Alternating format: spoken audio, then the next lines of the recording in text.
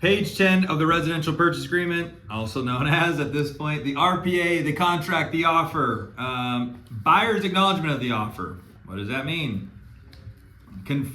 Confirmation of representation.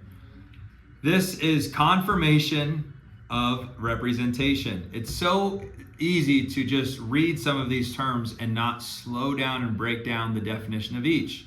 Matt, this is confirming who's representing who. Confirmation of representation. The buyer is represented in this transaction by buyer's broker, company, broker's license number, phone. You want this in here filled out. You want this filled out. This is what protects you to show that you are representing your buyer as their real estate professional. Okay? So fill that out.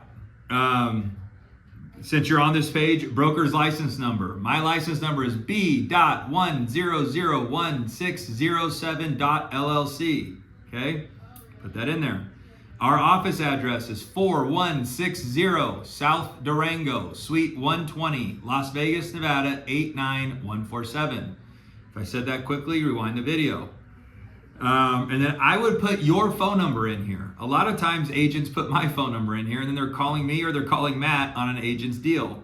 Put your phone number in here so that you can be the point of contact. Let's move into buyer's licensee disclosure of interest. This is incredibly important, incredibly important. This is the dumbest, easiest way to get yourself in trouble. How do I know that? Because I did it. Pursuant to NRS 645.252, a real estate licensee must disclose if he or she is a principal in a transaction or has an interest in a principal to the transaction. Licensee declares that he or she does not have an interest in the principal to the transaction or does have the following interest, direct or indirect, in this transaction. Principal, buyer, or family or firm relationship with buyer or ownership interest in buyer if buyer is an entity. I'm going to give you an example. My mom recently got engaged. Her fiance is named Gary. Gary hires Josh Glitto to sell his house. Gary is not my legal dad. He's not my legal stepdad. He's not married to my mom. Just disclose it. I wrote in this thing, I said, seller is engaged to broker's mother. Like, just over disclose. I mean, it can never hurt. You could say, agent agent was raised by buyer for 25 years. It sounds ridiculous, but if somebody tries to make a claim that that's your mom, well, she's not my legal mom. Well, did she raise you for 25 years? Oh, yeah, I guess. It never hurts. Over disclose. At the very least, they're going to dismiss it. But withholding that information, I did it one time. I was selling my mom's house, and I forgot to put in there that I was related to my mom. And my mom was my mom, and I was her son.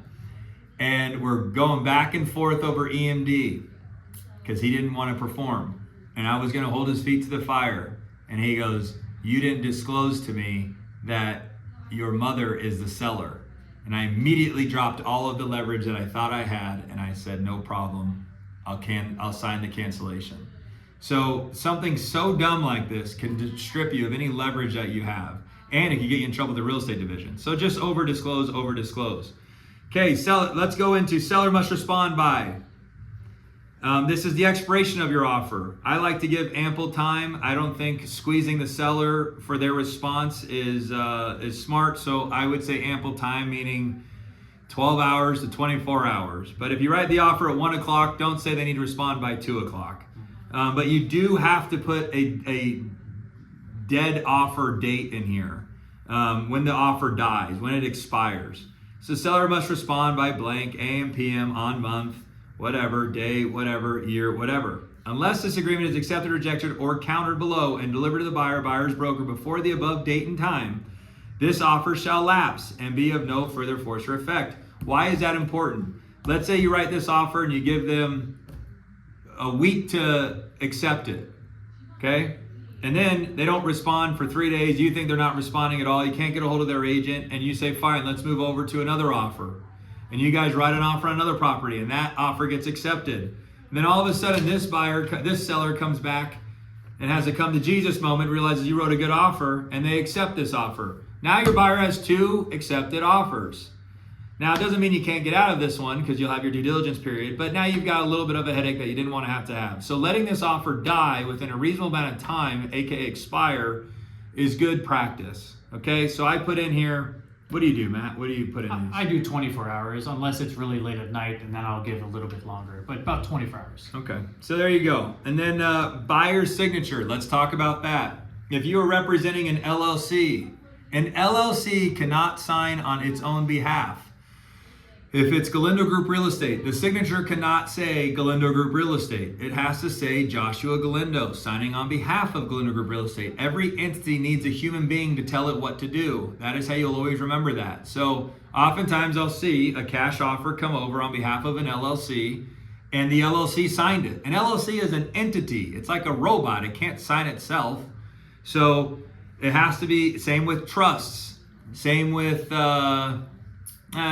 trust, LLCs, corporations, whatever it is, a human being has to sign on those entities' behalf. So if it's Galindo Group Real Estate, the signature should be Joshua Galindo. Okay, I would put the printed name, obviously the date, and you're good on page 10 of the residential purchase agreement.